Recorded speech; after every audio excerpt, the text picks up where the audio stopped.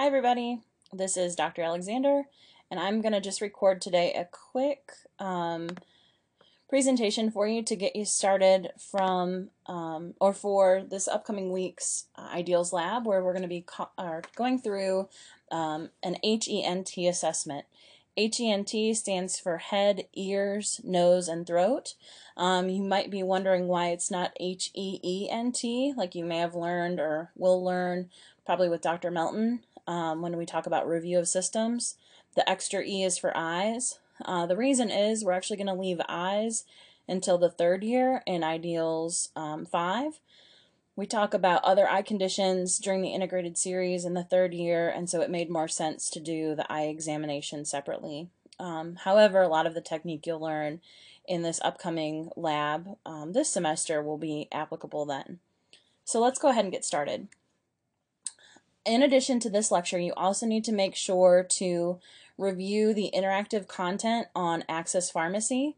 There is an interactive guide to physical examination that's really helpful, accessible through the link here and also on the content page of the Ideals 2 D2L page. I want you to look through the readings and the videos for the head and neck section and focus on the head, ear, nose, and throat portions of that. And that will prove to be very, very helpful as you work your way through the checklist when you're interacting with the standardized patient in your small groups of 3 to 4. And that checklist, again for your reference, is also posted in our D2L in the pre-lab handout. So the objectives of this little mini lecture and subsequent lab afterwards are to get you more comfortable with the ear anatomy and defining the function of the various components. This lecture is just going to focus on the ear, but those online readings and videos will focus on the other areas that will be assessed. We also want to teach you how to perform a basic ear examination and how to triage patients with ear conditions. So let's go ahead and talk first about the anatomy. Ear anatomy is really split into 3 different sections: the external ear, the middle ear, and the inner ear. The external ear is made up of portions that are visible. They direct the sound waves to the eardrum. They include the pinna, which is the large outer flap of the ear, the tragus, which covers and sort of protects the ear canal, the external ear canal, and sometimes the eardrum, which is sort of the entryway then into the middle ear. The eardrum is also known as the tympanic membrane, the tympanic membrane, and the ear canal serves to help localize sound and force it down into the inner ear. The middle ear is sort of contained within the temporal bone of the skull, and its job is to amplify sound waves and transmit them into the inner ear. Middle ear components include the eustachian tube and the auditory ossicles, which will be a component of what we look at when we do an ear examination. You may know from previous coursework that the auditory ossicles include the malleus, the incus, and the stapes, and you can actually see those using an otoscope through the tympanic membrane. Any disorder here will be related to hearing loss. The inner ear then is where you have more of the sensory organs that help with equilibrium and hearing. The cochlea is in the inner ear. You also have bone conduction that bypasses the external and middle ear. And disorders here will result in other types of hearing loss, typically related to bone versus air conduction. The middle ear is more conductive hearing loss. And let's see if there's anything in addition that I didn't cover already. You can see there the outer ear, middle ear with the auditory ossicles, and then the inner ear with the cochlear and semicircular canals, and sort of what all is where.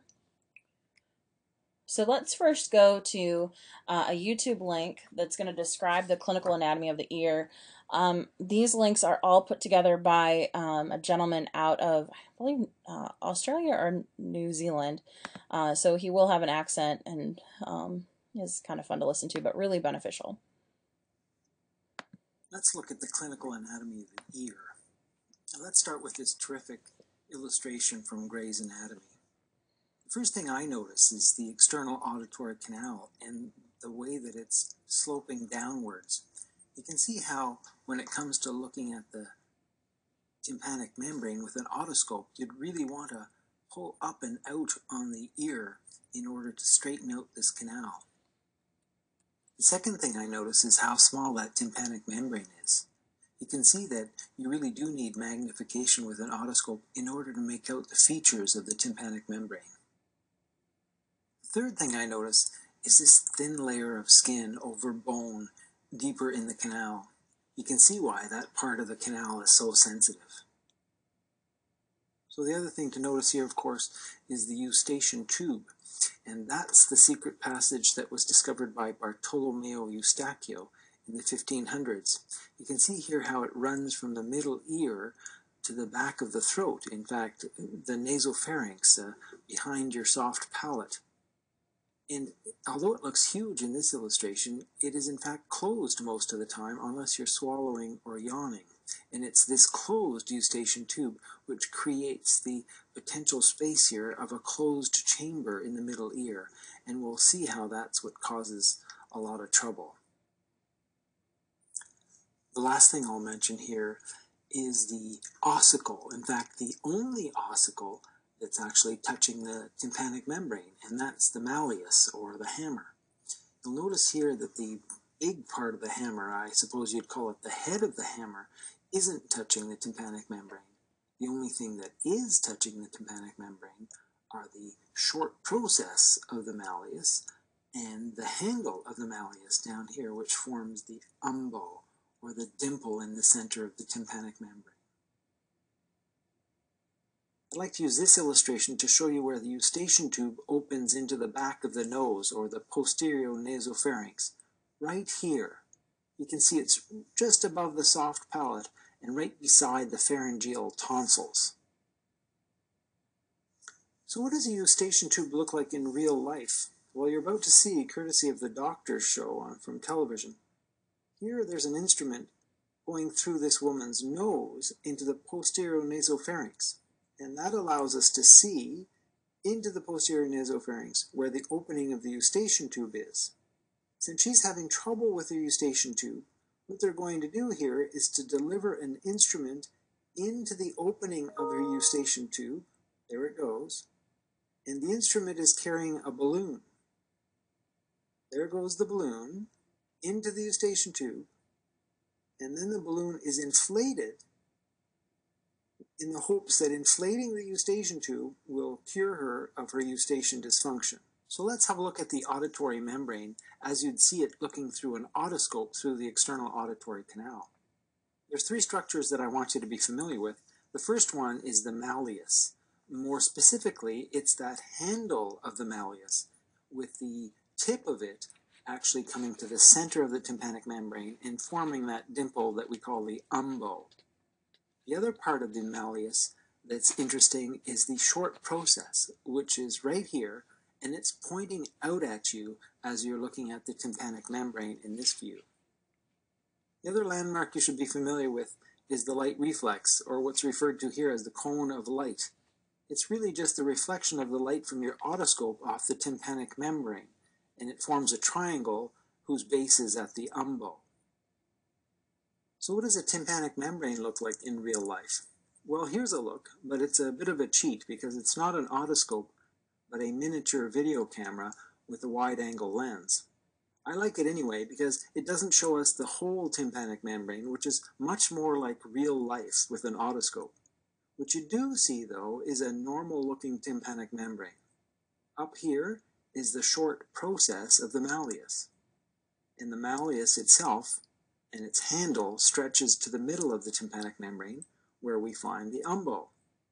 And just peeking out here is the beginning of the light reflex, or the cone of light. And both the handle of the malleus and the cone of light are pointing to the right, which tells us that we're looking in this patient's right ear. The overall color of the tympanic membrane is often described as pearly white or ground glass, and that's certainly the appearance of this normal tympanic membrane. Here's a left tympanic membrane for comparison. This shot is taken with a microscope camera, which gives an extraordinary view that you would never see with an otoscope. But it's good for illustration. Once again, you see the short process, the handle of the malleus, which ends at the umbo, and the light reflex, or the cone of light. And once again, there's a pearly ground glass appearance to this normal tympanic membrane. Oh, okay. Hang on, we don't want to see head and neck injuries.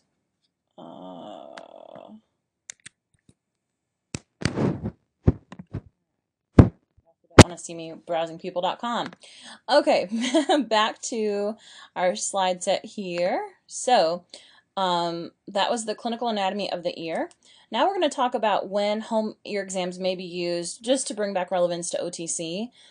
You can buy otoscopes over the counter, and the gentleman in the video did describe otoscopes. Otoscopes are what you use basically to visualize the tympanic membrane and for diagnostic purposes.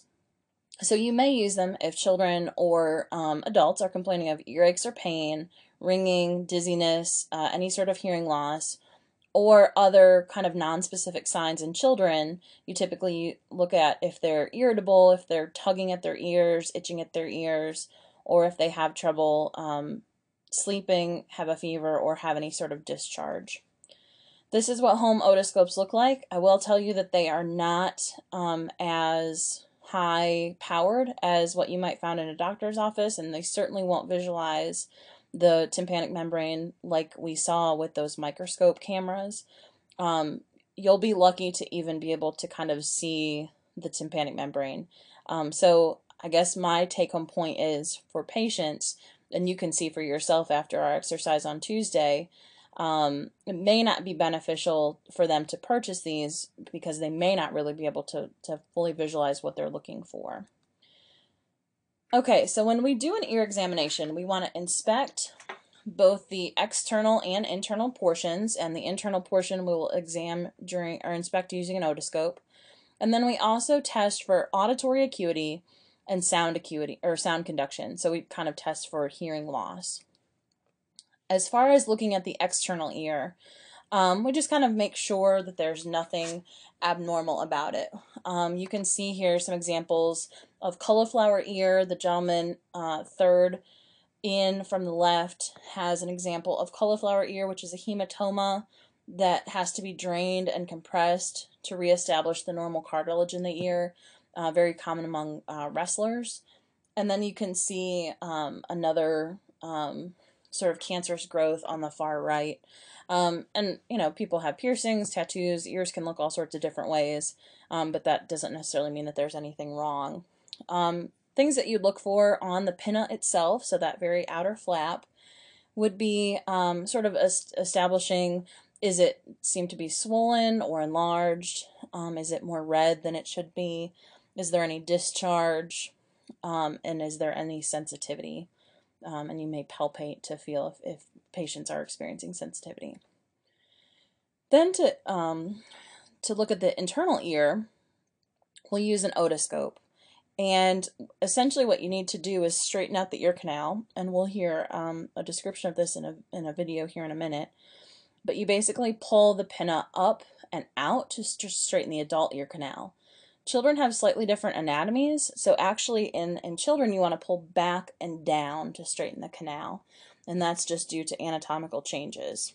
When you go to insert the otoscope, it's typically recommended to brace yourself, brace a hand against the patient's head to make sure that they don't move and have any sort of scrape caused by the otoscope that you insert in.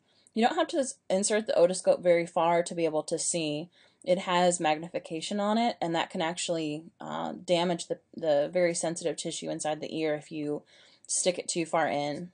we have a video here that's going to explain that.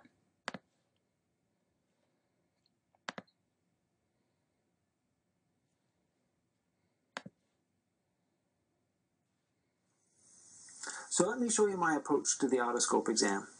The first thing you need to know is how to hold the instrument. And I want you to notice that I'm holding this like a pen. And the part that makes the light and that has the lens is at the tip. It's a delicate instrument, so I'm holding it like a delicate instrument. Not like a hammer. More like a pen. So here I am holding it like a pen with my fingers close to the end. Once I turn the light on, I'm ready to go. And the first thing I'm going to do when I examine Satish's ear is I'm going to straighten out his ear canal.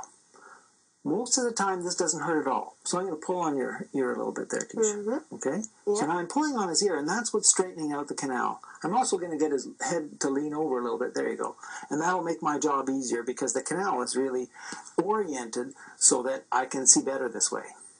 The next part is really critical, and that is where I'm going to place the speculum. The speculum is not designed to be shoved into the external canal. The speculum is just designed as a, let's call it a instrument protector, so that your instrument doesn't get dirty. Because really, you don't need the length of this speculum at all to see what you need to see. And I'll show you why. If I place the speculum here, just gently on Satish's tragus, see how I'm just placing it just inside the ear canal at the tragus. Why am I putting it there? Because that gives me a place to rest it so that I know where I am before I start looking through the lens.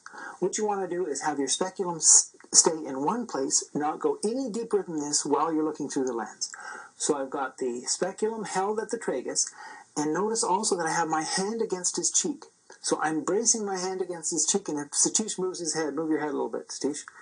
If he moves his head, I'm not going to be pushing the speculum into his canal because I'm bracing against his cheek. So that's critical. I'm braced against his cheek, and my speculum is just resting against the tragus of his ear. That's when I look in through the lens. And already, with the speculum going in no further than it is now, I can see what I want to see. Just by moving my head here and changing the angle of my vision, I can now see the short process of the malleus. I can see the malleus itself, and now the umbo and the light reflex. Notice I'm the one who's doing the moving, not Satish. And I'm the one who, by orienting, not moving the speculum in any further into the canal, but just by orienting it differently, I can see what I need to see on the tympanic membrane.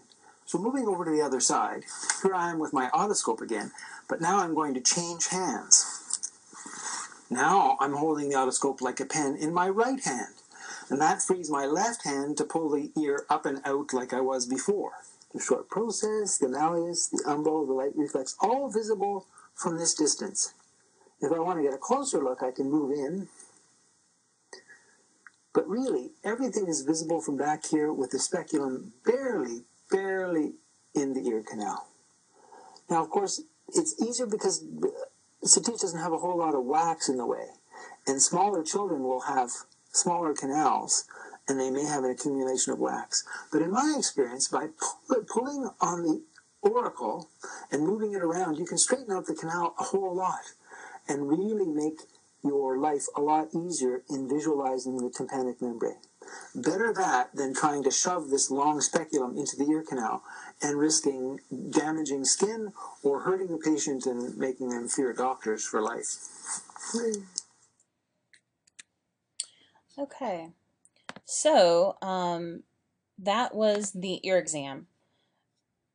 I think just to highlight a couple things again.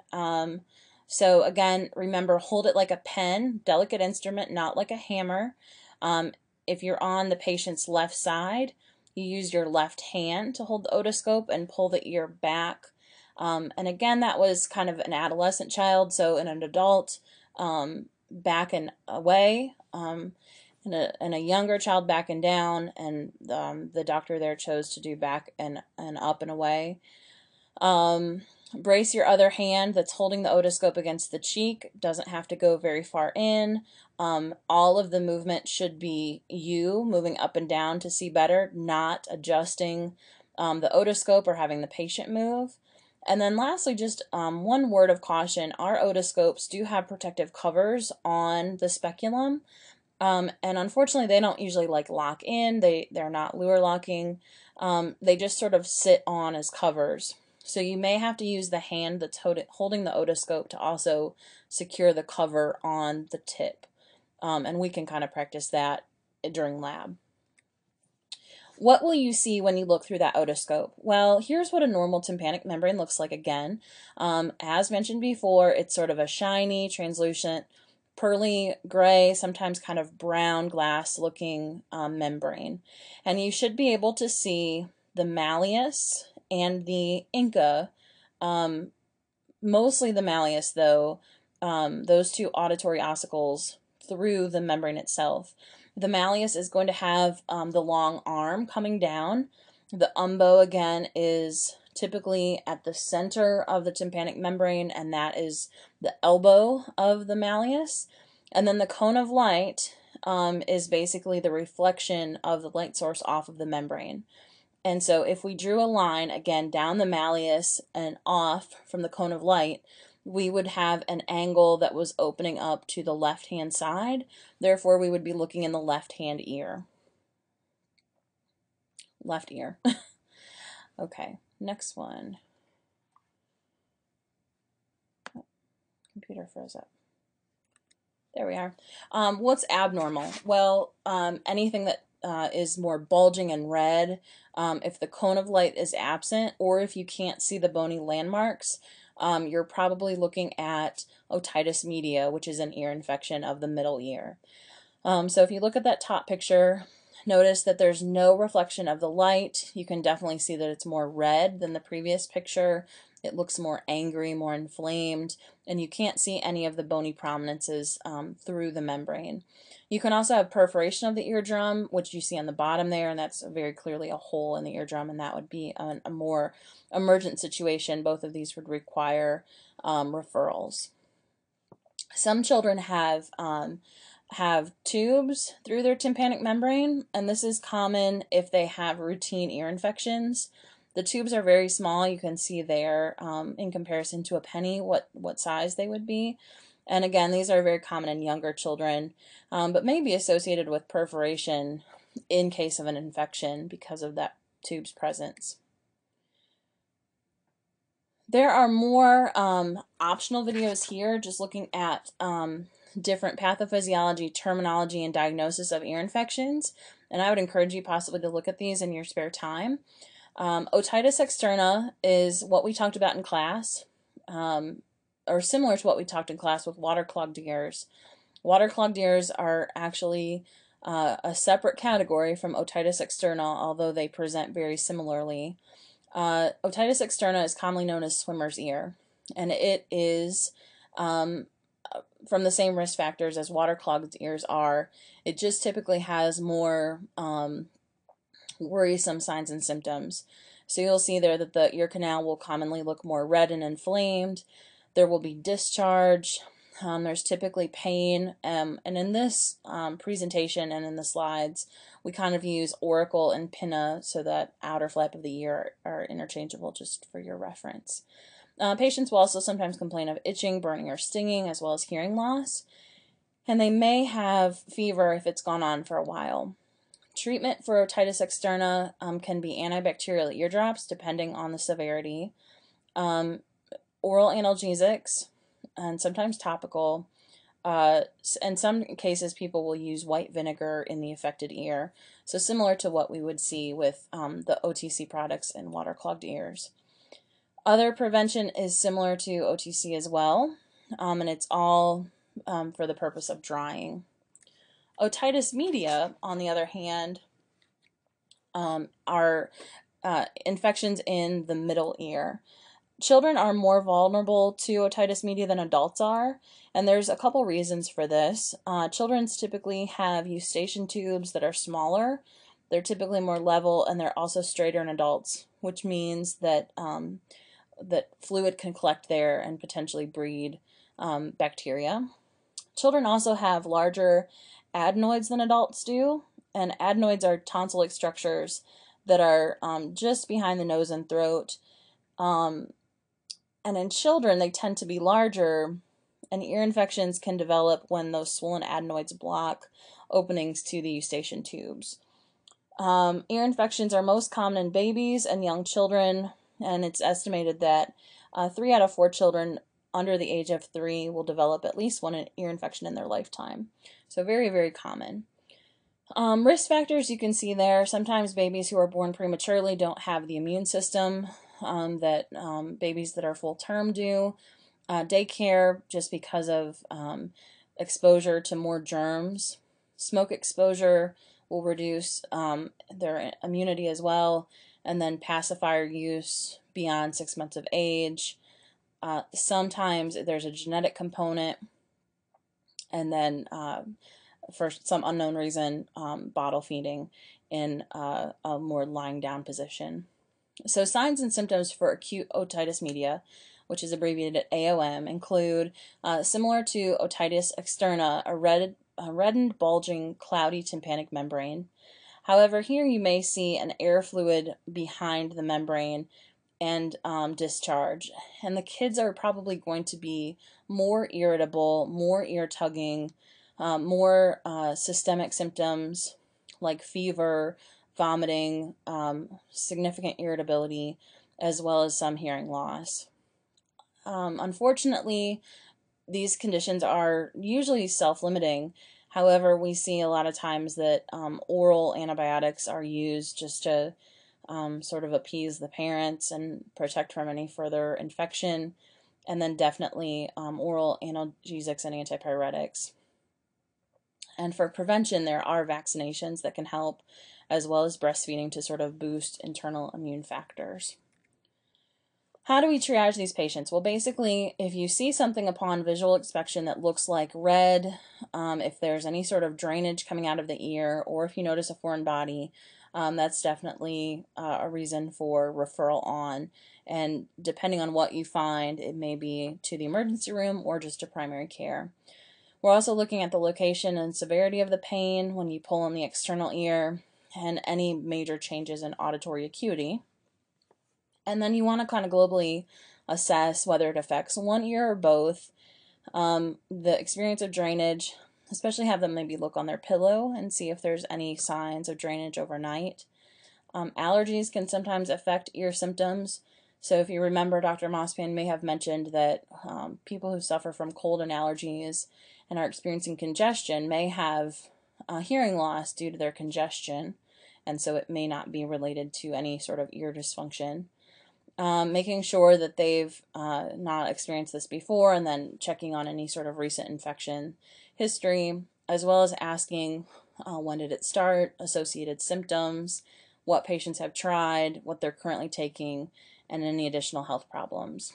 All of those things should really lead you in the right direction to figuring out what the patient is experiencing.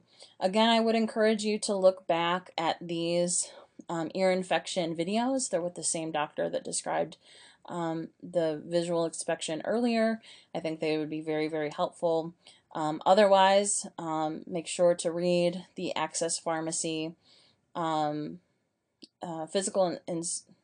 physical examination readings and videos in preparation for our upcoming lab. Thanks so much and have a nice weekend.